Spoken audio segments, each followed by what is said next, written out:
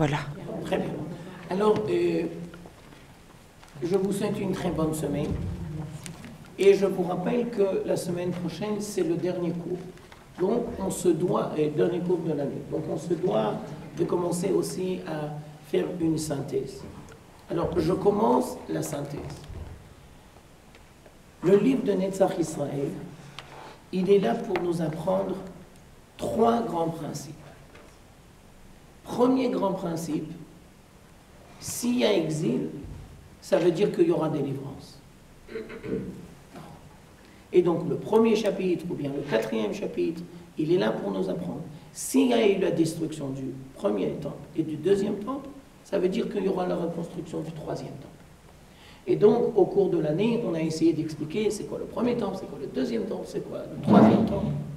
On a essayé aussi d'expliquer c'est quoi les 3 dimensions de l'exil, et donc ça sera quoi les 3 dimensions de la délivrance. Ça, c'était le premier chapitre. Donc ça, c'est la première dimension. S'il y a exil, ça veut dire qu'il y aura délivrance. Je vous rappelle le contexte historique du Maharal. On est au début de la Renaissance. On est en galoute, en exil, et beaucoup de gens ont du mal à adhérer et à y croire. Et donc on avait besoin du Maharal pour nous donner de l'espérance. Deuxième dimension, que nous sommes en train de travailler maintenant dans le chapitre 10 et dans le chapitre 11. S'il y a exil, ça ne veut pas dire que Dieu il abandonne la communauté d'Israël. Tu risques d'être amené à croire que Dieu il abandonne la communauté d'Israël, et c'est mon rôle de t'expliquer, va te dire le Maharal, que Dieu n'abandonnera jamais la communauté d'Israël.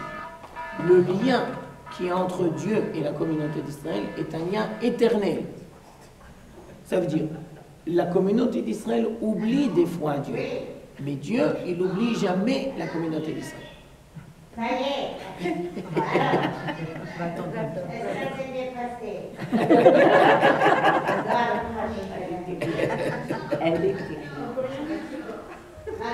Maintenant, et donc, Dieu est première dimension, deuxième dimension que nous sommes en train d'expliquer, Dieu n'abandonne jamais la communauté d'Israël. Maintenant, et troisième dimension qu'on n'a pas encore eu la possibilité de travailler ensemble. Mais je vous le dis et je vais essayer de le préparer pour la semaine prochaine. Excusez-moi. Il n'y a pas de... Un arrière-petit-fils. Oh, Mazal tov. Ça valait la peine. Ah oui, ça valait la peine. j'avais le travail, j'avais ça en l'air. Alors maintenant, vous pouvez le mettre... Silencieux. Alors on va vous souhaiter beaucoup de bonnes nouvelles. Alors, maintenant la troisième dimension qu'on n'a pas encore traitée, c'est le Mashiach et la dimension du Mashiach au sein de la communauté d'Israël. D'accord ? C'était quoi la deuxième? La deuxième dimension, c'est que Dieu n'abandonnera jamais la communauté d'Israël et que le lien que Dieu il a est un lien éternel. Je vous rappelle par exemple le christianisme, il a voulu prétendre prendre la place de la communauté d'Israël. Et donc, le 10e et le 11e chapitre, ceux-là sont là pour nous expliquer le lien éternel qui est entre Dieu et la communauté d'Israël. Et c'est la dimension qu'on est en train de traiter maintenant, dans les cours. Alors maintenant, on reprend le cours de la semaine dernière. Le Maharal veut nous apporter des preuves qui nous expliquent le lien éternel entre Dieu et la communauté d'Israël. Pour l'instant, nous avons vu 2 preuves. Le premier verset de la Torah et l'exil en Égypte. Maintenant, je voudrais vous ramener une 3e preuve. Et à travers cette 3e preuve, on va comprendre une dimension très importante. L'attachement de Dieu à la communauté d'Israël, c'est un attachement à la collectivité. On ne parle pas au niveau individuel. Ça veut dire, quand on dit Dieu n'abandonnera jamais la communauté d'Israël, on parle toujours au niveau collectif. Alors le Maharal, pour nous expliquer ça, il va poser une question extraordinaire. Et je ne crois pas que quelqu'un a posé la question avant le Maharal. Le Maharal va dire comme ça. Quand je lis le texte de la Torah, je m'aperçois d'un côté que Noach, c'est un très grand tzaddik. Et donc, la Torah va nous mentionner les vertus de Noach. Noach, Ish, tzaddik, Hayab, Bedevotav, et Elohim itonech Noach. Donc, la Torah prend le temps de bien nous dessiner la sagesse de Noach. Par contre, quand on arrive à Abraham, eh bien, le texte de la Torah ne va rien nous dire sur Abraham, en sachant pertinemment que Abraham, c'est le premier des patriarches. Alors, le Maharal pose comme question, pourquoi quand la Torah a parlé de Noach, elle a jugé bon de nous expliquer en détail les vertus de Noach, mais quand on est arrivé à Abraham, qui est en fin de compte le premier patriarche, eh bien, on ne vient rien nous dire. La paracha de Lech Lecha, comment elle commence? Yomer Adonai el Avraham Lech Lecha. Dieu va s'adresser à Abraham et va lui dire, il faut que tu quittes. Mais attends, mais explique-nous, dis-nous un petit peu sur sa personnalité. Et alors là, le Maharal va donner plusieurs éléments de réponse qui sont très, très importants. Premier élément de réponse. Noach, c'est un tzaddik. Mais c'est un tzaddik à un niveau individuel. Et donc, puisque c'est un tzaddik à un niveau individuel, ça veut dire qu'il est devenu tzaddik. Il a œuvré et il est devenu tzaddik. Et donc, dans toute sa génération, il était le seul. Parce qu'il a œuvré très dur. Ça veut dire qu'il est devenu juste des nations. Noach, c'est le symbole du juste des nations. Ne crois pas que chez les goïms, ils ne peuvent pas avoir des justes. Ça s'appelle les justes des nations. Et le premier des justes des nations, c'est Noach. Mais tu dois bien comprendre que la communauté d'Israël ne peut pas et ne doit pas naître de Noach. Pourquoi? Parce que si, dans le texte de la Torah, il y avait marqué les vertus de Noach et qu'il donnerait naissance à la communauté d'Israël, ça veut dire, si tu as le comportement comme Noach, alors tu fais partie. Mais si tu n'as pas le comportement de Noach, tu ne peux pas faire partie. Mais ça, on sait que c'est une erreur. Alors le texte de la Torah va faire abstraction des vertus de Abraham pour que tu comprennes que l'attachement à la communauté d'Israël et l'attachement à Dieu ne passe pas par le devenir personnel. On ne va rien nous dire sur la personnalité d'Abraham pour que tu comprennes bien que c'est un attachement qui ne passe pas par les vertus d'Abraham. Quand Dieu décide de choisir Abraham, il décide de choisir la communauté d'Israël. Tu resteras toujours juif. Maintenant, est-ce que tu es un bon juif ou tu es un mauvais juif? Ça, c'est que Dieu qui peut décider. Mais n'empêche, il te donne une nature juive. Ça veut dire, 2 minutes, madame. Ça veut dire, Noach, c'est une décision personnelle. C'est lui qui est devenu tzaddik. Abraham, c'est une élection divine. Eh bien, tu dois comprendre la différence entre une décision personnelle et une élection divine. Décision personnelle, il a beaucoup travaillé, il est devenu tzaddik. Par contre, Abraham, c'est une élection divine. Et pour que tu comprennes bien que ce soit une élection divine, le texte de la Torah ne va pas mentionner les vertus.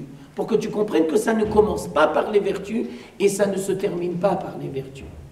Oui, madame. Abraham avait des vertus. Bien sûr, bien sûr, mais dans le texte de la Torah, on ne va pas nous les mentionner dans un premier temps, pour pas qu'on se trompe. Et donc de là, 2 minutes, madame, avec votre permission, et donc de là, on va comprendre que l'adhésion de Dieu à la communauté d'Israël, c'est une adhésion collective. Tout le monde fait partie d'une identité nationale.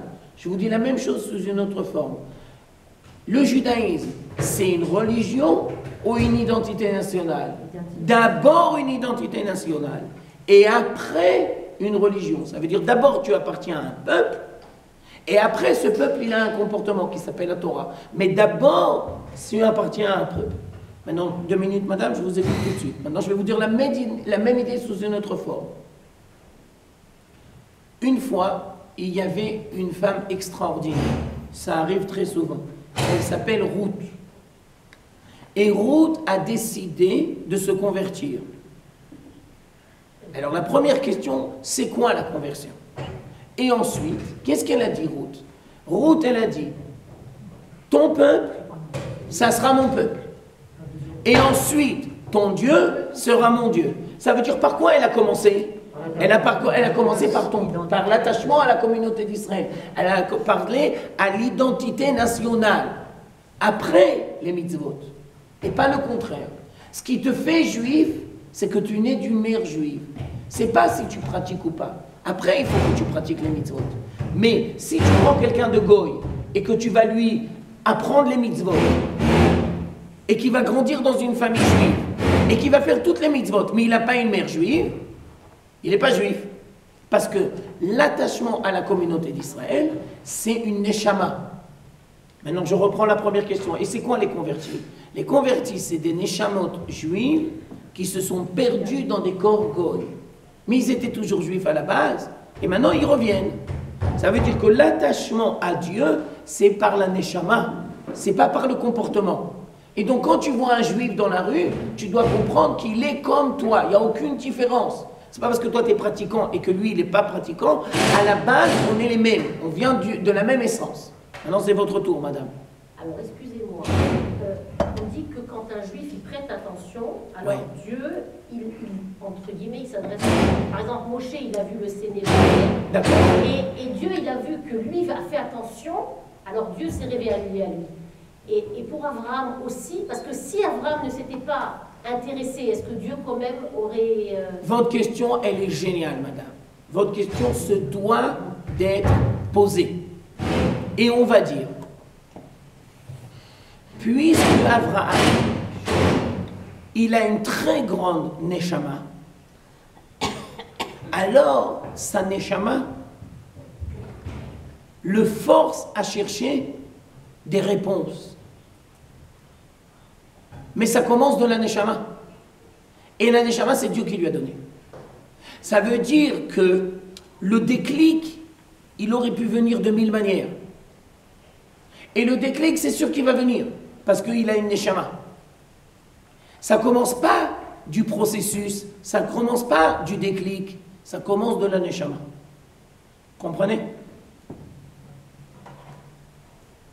Parce qu'il est venu sur Alors terre Dieu, pour ça. Non, parce que Dieu l'a choisi. Oui, Parce que Dieu lui a donné une neshama et qu'il l'a choisi et qu'il a un rôle à jouer et qu'il a une mission à jouer. il lui a donné une neshama juive. Exactement. Exactement.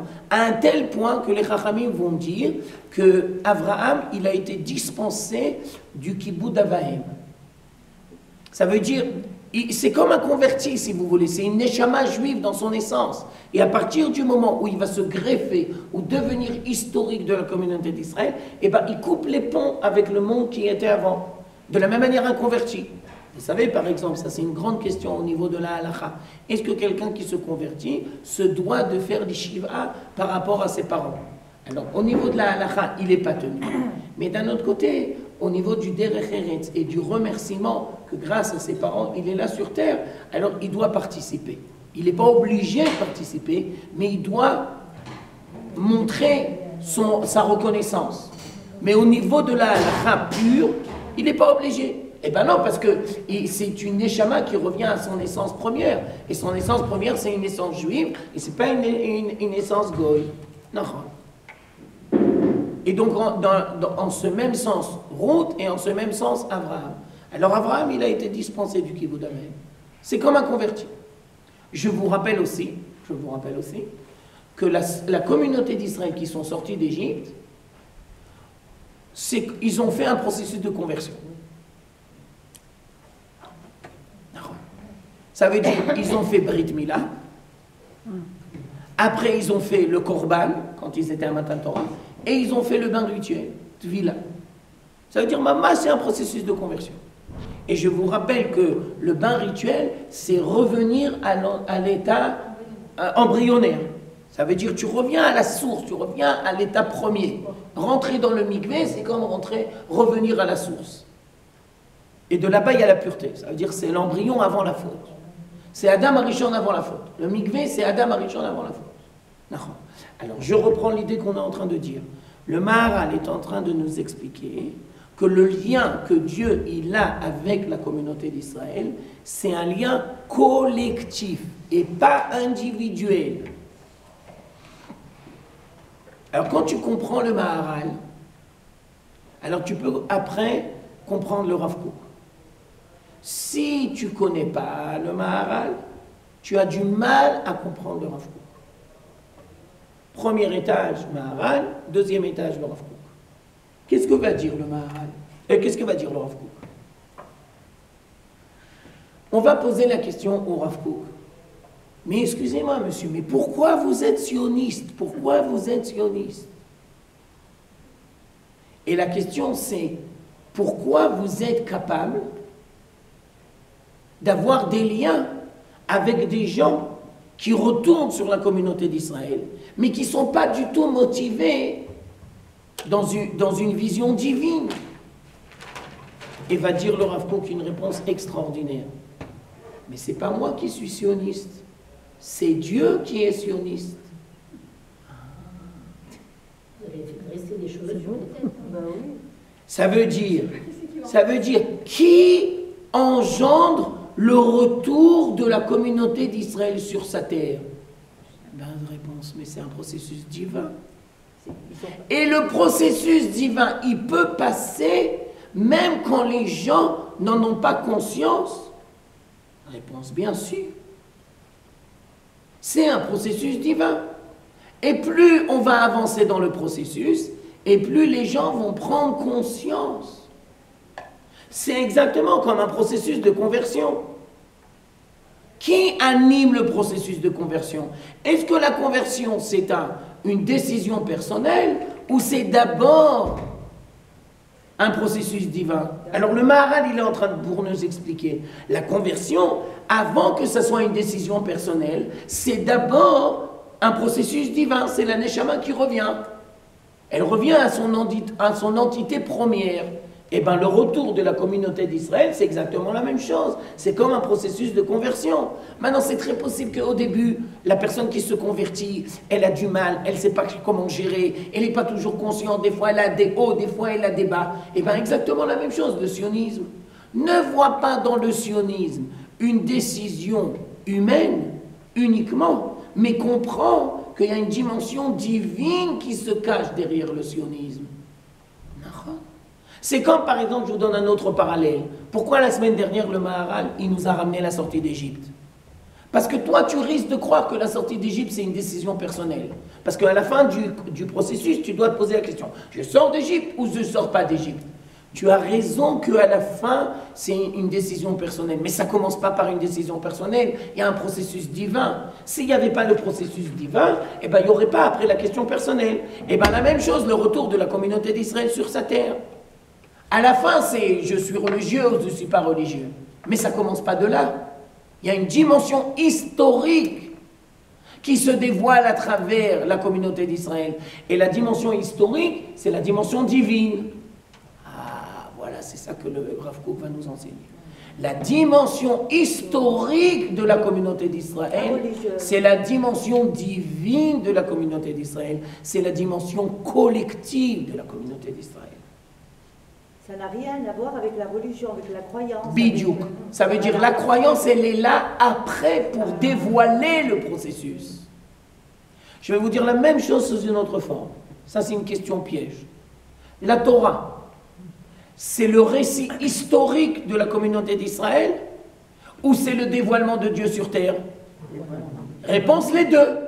Parce que le devenir historique de la communauté d'Israël, c'est en fin de compte le dévoilement de Dieu sur terre. Ça veut dire, quand tu lis la Torah, tu lis les aventures de la communauté d'Israël, et en même temps, à travers les aventures de la communauté d'Israël, tu vois la dimension divine qui se dévoile à travers le devenir historique de la communauté d'Israël. Et bien la même chose le sionisme, la même chose la sortie d'Égypte. C'est un processus historique qui a une dimension divine. Ça veut dire, si on avait la possibilité de poser la question à Dieu, en fin de compte, on a la possibilité, mais après je vais vous expliquer comment. Mais d'abord, je vais dire comme ça. Si on avait la possibilité de poser la question à Dieu, et on lui dit, excuse-moi monsieur, qu'est-ce que vous faites maintenant? Eh bien, il va dire, ben moi, je construis le 3e temple.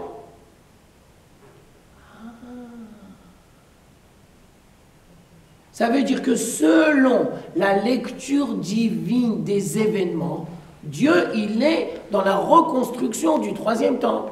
Mais il y a des étapes. Maintenant, lui, Dieu, il voit la fin du processus, et toi, tu vois le début du processus. Alors, quand on a posé la question au Rav Kook, mais pourquoi vous, vous êtes sioniste?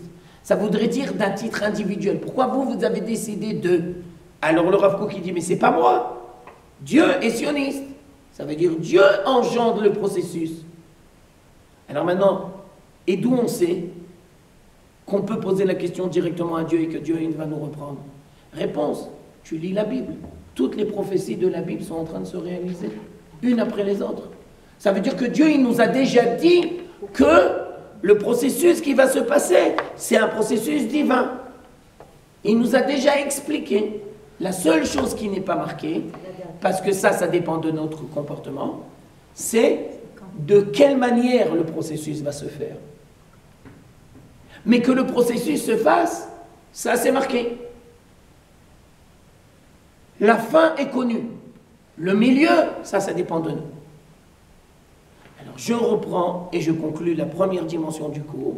La différence entre Abraham et Noach, c'est que Abraham, c'est pas un juste des nations, ça veut dire une dimension individuelle, mais c'est une dimension collective, divine, historique.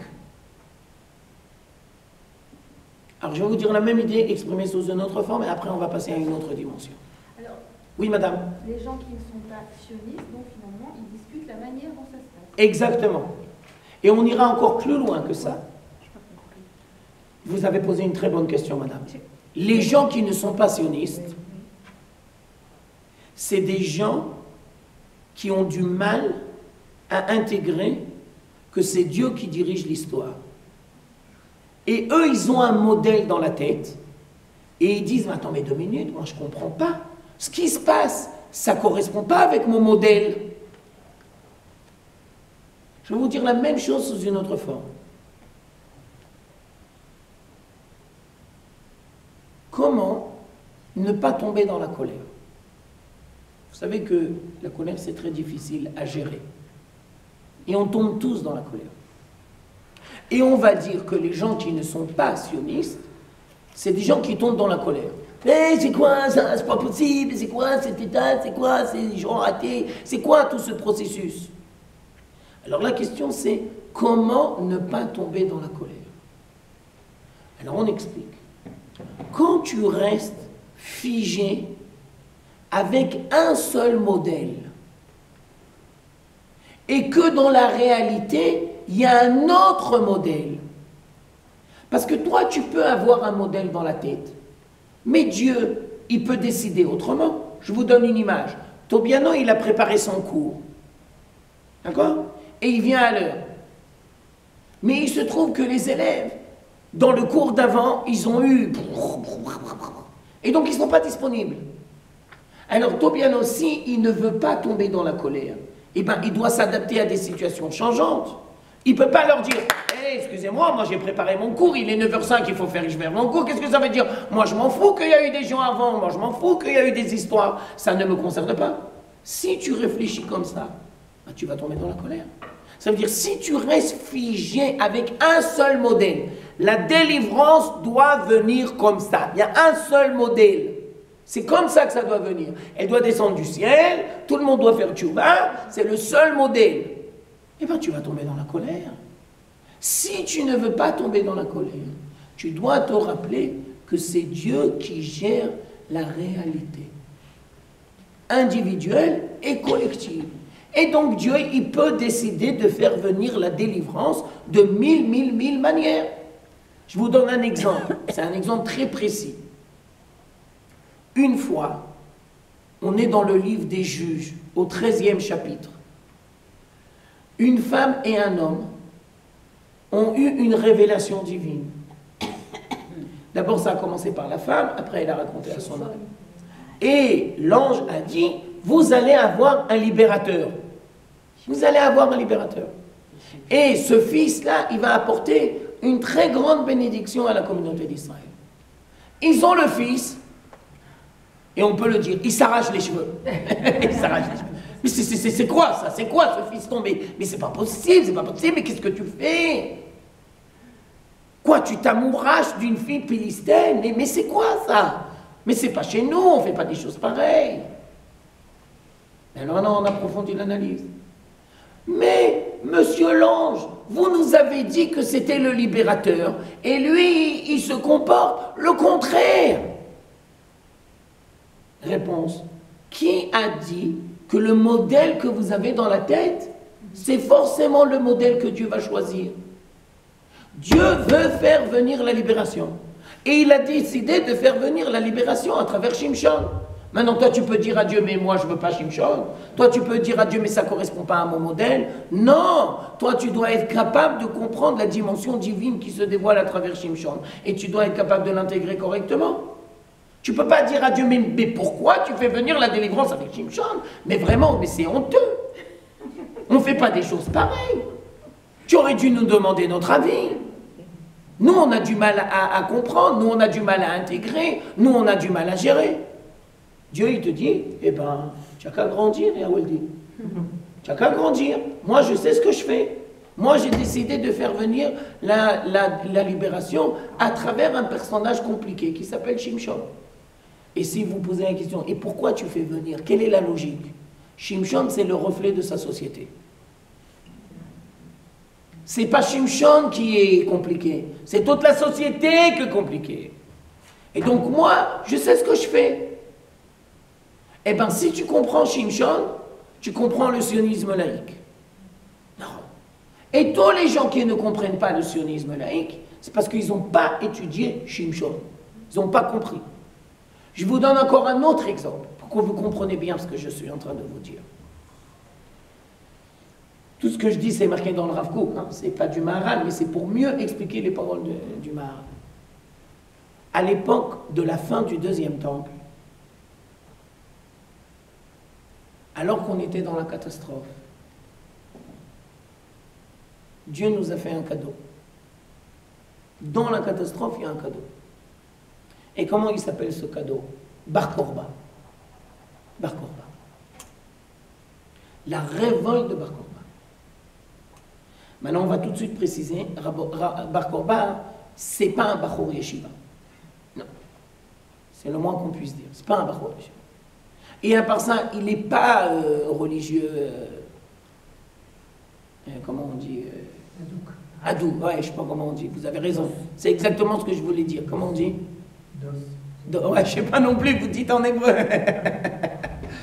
Il n'est pas le modèle religieux qu'on a l'habitude de dire, d'accord? Il n'a pas grandi, et quand tu le vois, tu as du mal à comprendre que c'est pas ça. Mais le grand truc, c'est que Rabbi Akiva, quand il a vu Bar Korba, qu'est-ce qu'il a dit? Il a dit, Melech HaMashiach. Il a fait pour les Messies. Et je tiens à préciser que Rabbi Akiva, c'est le grand de sa génération. Mais comment toi tu peux dire que Bar Korba y participe à la dimension messianique? Ça ne correspond pas au modèle. Réponse, moi, Rabbi Akiva, je sais que. Moi, je comprends. Moi, j'intègre. Et avec ma grandeur dans la Torah, moi je vous dis, il faut cautionner. Maintenant, il faut continuer. Mais après, il est mort. Et après, il a raté. Alors, tu vois bien que tu t'es planté. Réponse, non.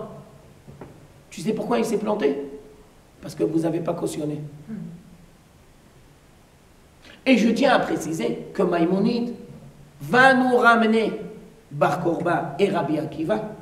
Et il ne va pas dire le fait que Bar Korba est mort au combat, ça veut dire que Rabbi Akiva s'est trompé. Non, cette phrase-là, elle n'est jamais marquée dans le Maïmonide.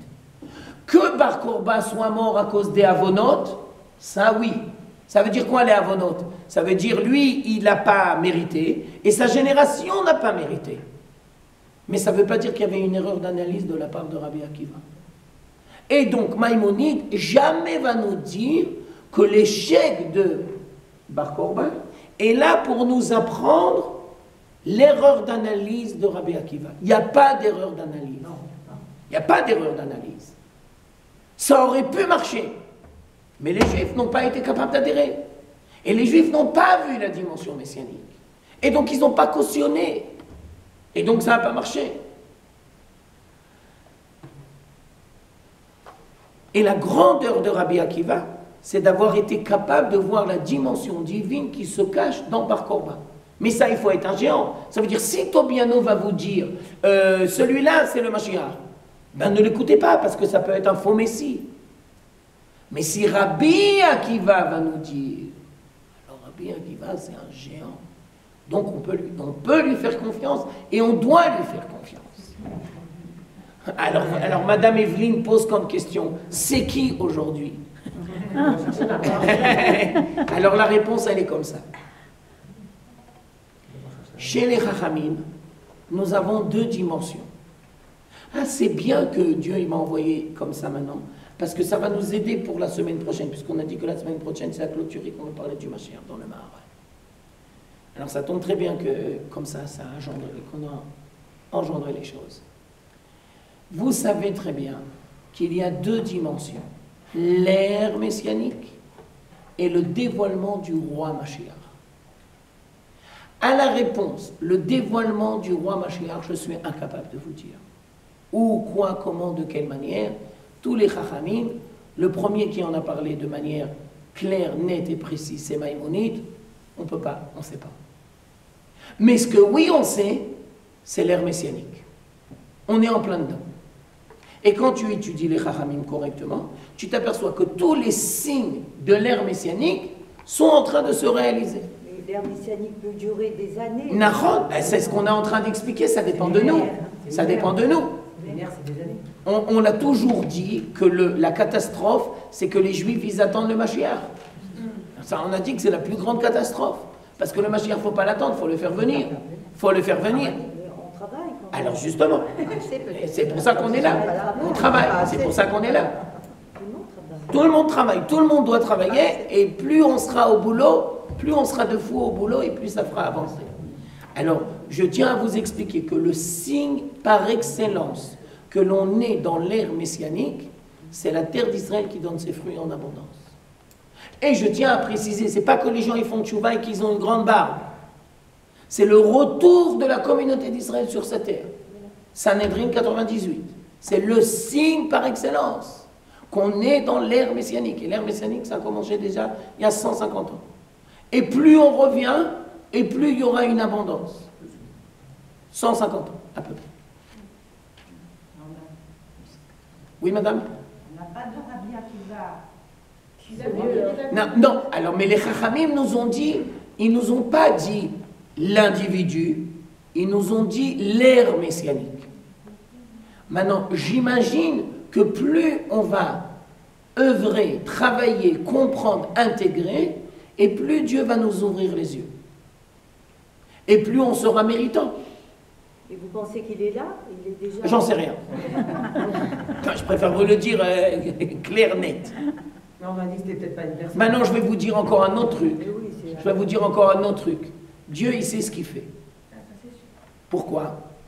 Parce que s'il va faire venir le vrai Mashiach, et que les Juifs, ils vont se bouffer entre eux, parce qu'ils ne sont pas capables de le reconnaître, alors il vaut mieux ne pas le faire venir.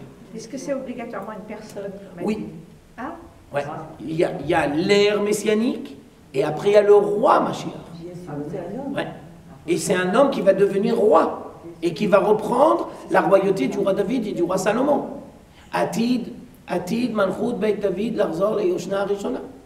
Maïmonide. Pas une femme. Très bonne question. Très, très bonne question. Très, très bonne Fille question. de David. Alors, je tiens à... Madame Gladys a posé une très bonne question. Je tiens à expliquer que David n'a jamais œuvré seul. Et pour construire la royauté de David, il a eu besoin d'épouser des femmes extraordinaires. Michal bat Shaoul, Avigail, ensuite Bathsheba. Ça veut dire que David a compris qu'il y a une dimension de la monarchie qui doit forcément passer par une dimension féminine. Je vous rappelle que Bathsheba a donné naissance à Shlomo. Ça veut dire d'abord, dans la première étape, il y a eu un échec, et donc après l'enfant il est mort, parce que ça ne s'est pas fait correctement. Mais à la fin du compte, David devait épouser Bathsheba, et il a donné naissance à Shlomo. Alors, à la question que vous posez, vous avez forcément raison que le Mashiach tout seul, il ne peut pas. Il sera accompagné avec une femme qui aura son envergure. Et de la même manière que David se devait, alors de la même manière le roi Mashiach. Et ça sera son épouse. Ça sera son épouse. Et son épouse, elle sera à la hauteur des événements et elle amènera sa contribution. D'accord? Alors, nous sommes en train d'expliquer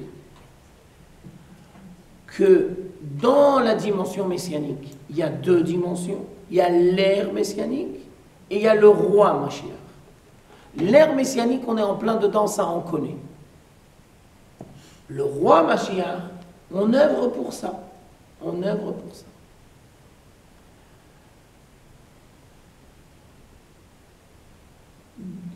Une nouvelle dimension. Le Maharal va nous ramener une Gemara qui est là pour nous apprendre que jamais, jamais, jamais Dieu n'abandonnera la communauté d'Israël. Et quoi que soient les erreurs de la communauté d'Israël, on saura toujours appeler les enfants de Dieu. Banim atem l'Hashem Elokechem. Vous êtes les enfants de Dieu. Et vous n'êtes pas simplement les enfants de Dieu, on est l'aîné. Béni Bechori Israël. Ça veut dire, le monde est comparé à une famille, et l'aîné, c'est la communauté d'Israël. Oui, madame? Excusez-moi, vous dites qu'à chaque fois que c'est une dimension collective, l'attachement de Dieu à Israël. Ouais. Et alors individuel. Ça veut dire, après qu'il y a la collectivité, alors ça passe par l'individualité. Ça veut dire, on était tous à Matan Torah. Mais Matan Torah, c'est parce qu'on appartient à la communauté d'Israël. Si on n'appartenait pas à la communauté d'Israël, on n'aurait pas reçu la Torah. Après qu'on reçoit la Torah, alors chacun grandit dans la Torah. Et entre les deux, tout le temps de l'exil et la Shoah.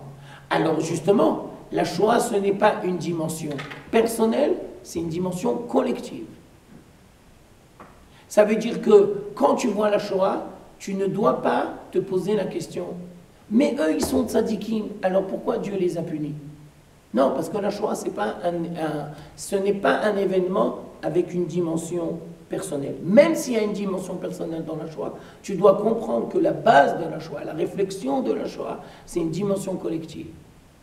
Ce n'est pas une dimension personnelle. Si tu restes au niveau personnel, tu restes dans la compréhension. Et tous les exils. Ça ne veut pas dire que quand tu vas dans la collectivité, tu vas mieux comprendre. Non, parce que Dieu ne nous abandonne pas, il y en a comme 6 ou 7 millions qui sont partis. Nahon, je suis d'accord, vous avez entièrement raison, mais je tiens à expliquer, il semblerait que dans la Shoah, tu dois être capable de voir deux choses. 6 millions sont partis, c'est une catastrophe. La communauté d'Israël n'a pas disparu. Et Dieu nous apprend à travers la Shoah l'éternité de la communauté d'Israël. Ne vois pas dans la Shoah la destruction des individus, et tu as entièrement raison. Ne vois pas que, on va dire, ne vois pas que la destruction des individus. Vois qu'il y a aussi une dimension divine éternelle. Si on n'avait pas passé la Shoah, on risquerait de dire on n'a aucune chance de s'en sortir. Je vais vous dire la même chose sous une autre forme. La Shoah, c'est comme la sortie d'Égypte.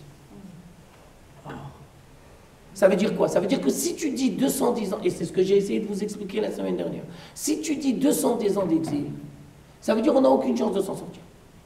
Ça veut dire qu'il y aura des millions de gens qui vont mourir en Égypte. Oui, Mais la sortie d'Égypte, il y en a qui ont choisi de sortir, il y en a qui n'ont pas choisi de sortir. Le Non. choix, ils n'avaient pas le choix. Vous avez raison, vous avez raison. C'est pas exactement pareil. Vous avez raison, c'est pas exactement pareil. Mais n'empêche que, c'est quoi le parallèle qui est entre les deux? Le parallèle, c'est que de la même manière que Dieu nous a fait sortir d'Égypte, alors Dieu s'occupe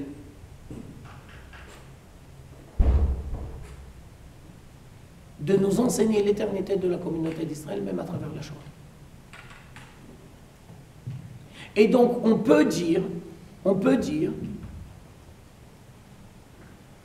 que de la même manière que la sortie d'Égypte est là pour nous apprendre la confiance absolue que l'on doit avoir dans un processus divin, parce qu'on comprend qu'il y a une dimension divine qui passe par la communauté, de la même manière dans la Shoah. Et je m'excuse de vous le dire parce qu'on est en plein dans le film. La même manière Gog ou Magog.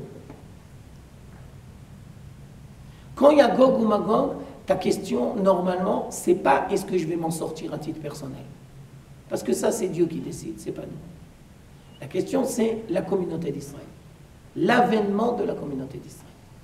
Quand tu vois la sortie d'Égypte, l'avènement de la communauté d'Israël. Quand tu vois la Shoah, l'avènement de la communauté d'Israël. Quand tu vois Gog ou Magog, l'avènement de la communauté d'Israël. C'est-à-dire qu'il y a une dimension divine éternelle. Maintenant, vous avez raison. Au niveau personnel, c'est une tragédie. Vous avez raison qu'au niveau personnel, c'est incompréhensible. Parce qu'un collectif, c'est des individus. Alors, c'est bien beau de dire au niveau collectif, ça va. Non, mais... non. Alors là, je m'excuse. Ça aussi, c'est le Maharal. Alors, je reprends. Ne crois pas que la collectivité est la somme des individus, mais comprends que l'individu est une partie de la collectivité. Il y a deux manières de voir la collectivité. Ne dis pas la collectivité, c'est la somme des individus. Non, ne dis pas ça. Ça, ce n'est pas une vision juive. Ça voudrait dire, selon cette vision qui n'est pas juste, s'il n'y avait pas les individus, il n'y aurait pas la collectivité. Non. Il faut que tu dises le contraire. Que l'individu, que la communauté se dévoile à travers les individus. Que chaque juif est une partie de la collectivité.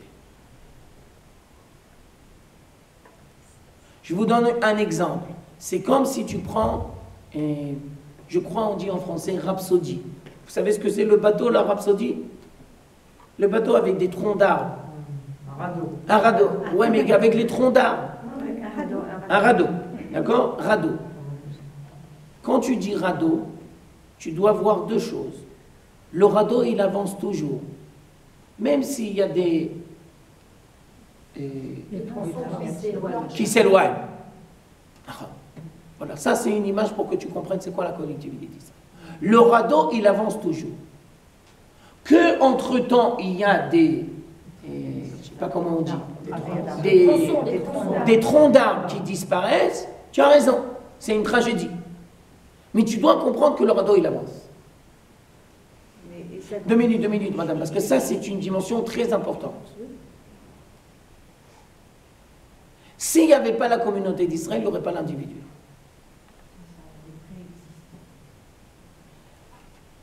Si je veux parler maintenant un vocable rabbinique, l'essence éternelle divine, ça s'appelle Knesset Israël.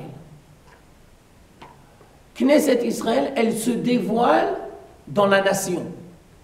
Aouma, Am Israël. Mais comprends que ça ne commence pas par la nation et que ça ne commence pas par les individus. Ça commence par une essence divine. Et cette essence divine, elle est collective. Elle n'est pas personnelle.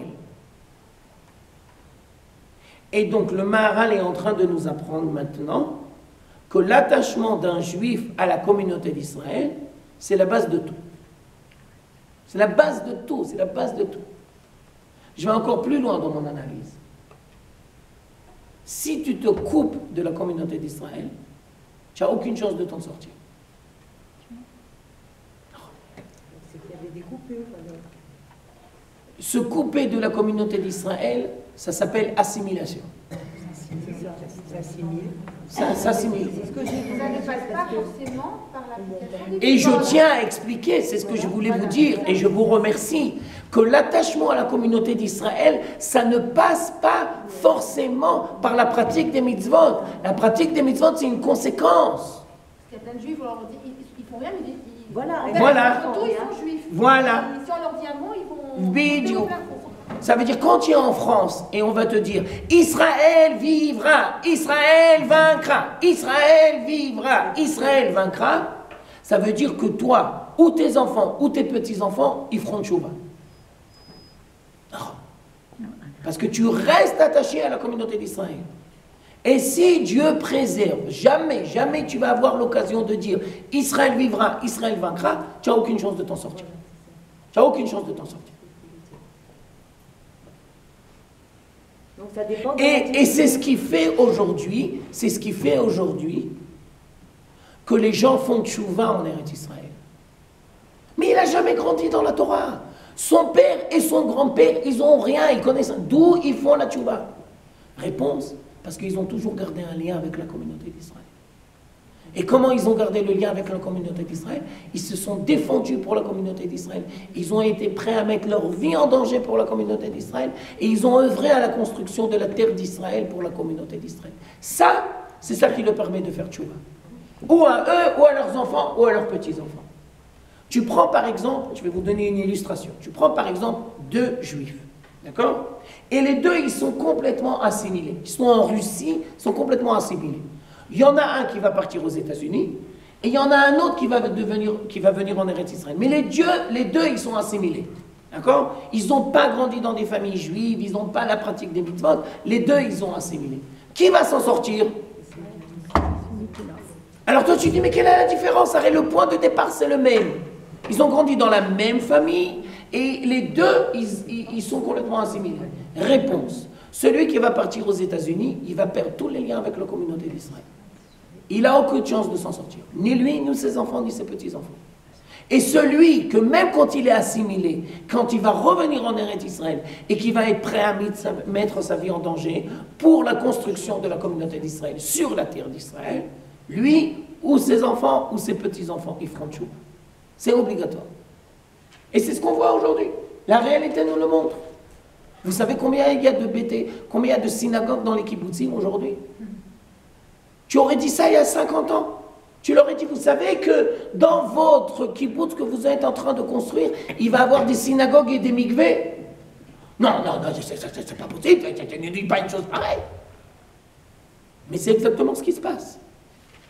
Ça dépend du choix des individus, finalement. Ah non, justement, c'est ça qu'on est en train d'expliquer. Oui, puisque eux, ils font la différence. Oui, mais ça va plus loin que le choix des individus.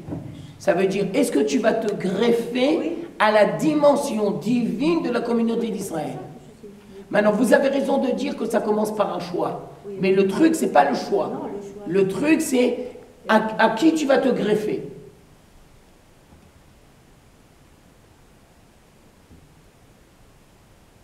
Et donc, je reprends l'idée que j'étais en train de vous expliquer. Le Maharal va nous ramener une Gemara qui va nous prouver qu'à titre individuel, même si tu fais les plus grandes bêtises, tu seras toujours appelé Bnei Israël. À quelles conditions? Que tu restes greffé avec la communauté d'Israël. Bani matem l'Hashem Elokechem.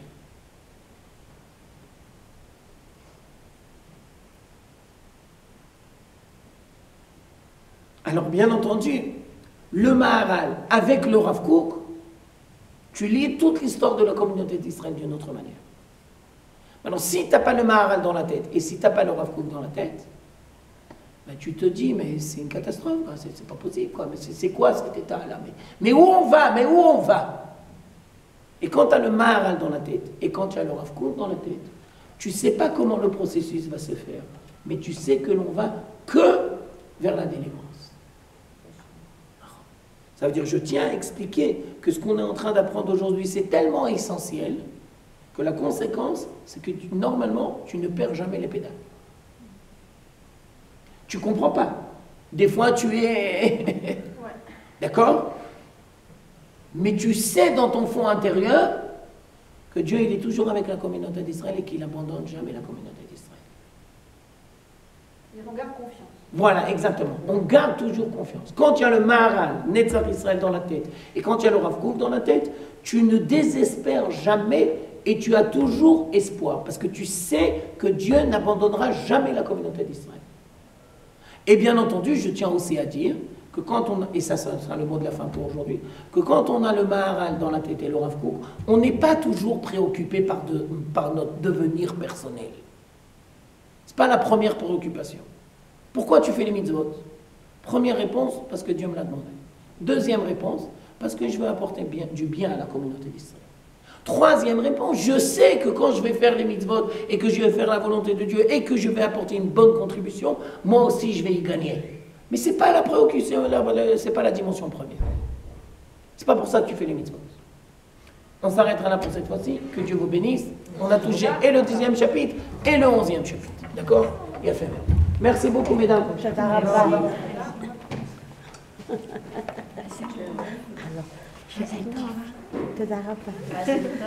beau. Mais alors, je suis arrière grand-mère. J'adore. C'est la première fois. Je savais, elle était en train, j'avais l'appareil en main.